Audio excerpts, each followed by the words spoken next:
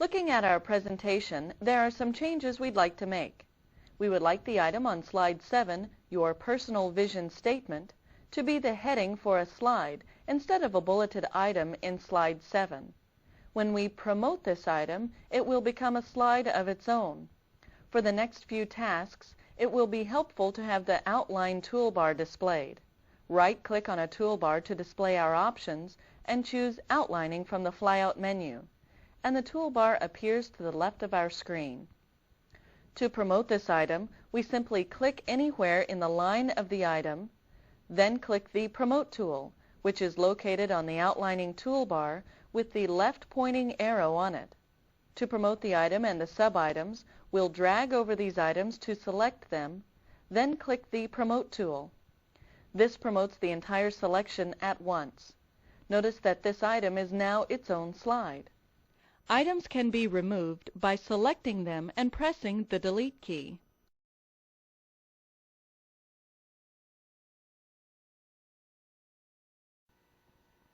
The rest of the information can be added to the outline in the same way, by replacing text and adding bullets as necessary. Sometimes presentations are long and you will be working with several pages of information. This can make it very difficult to view the entire outline structure. For this reason, we'll learn how to use the Collapse All command.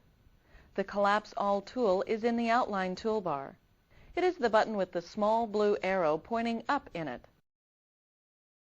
Once we select this option, the outline reduces to only show slide titles. When the slides are collapsed, we may want to work with one on an individual basis.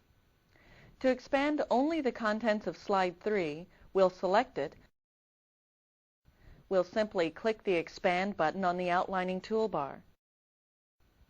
Let's collapse it. We'll click the next tool up, Collapse.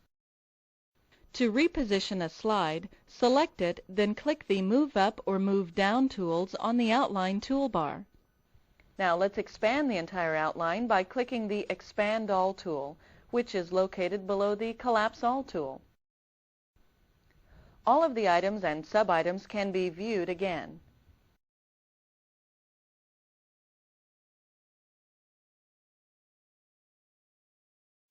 Editing the text in a slide primarily means that we'll be editing a text box and items within the text box. Looking at slide 3, let's adjust the slide a bit. We want to increase the size of the text. Let's click the title text to select its text box.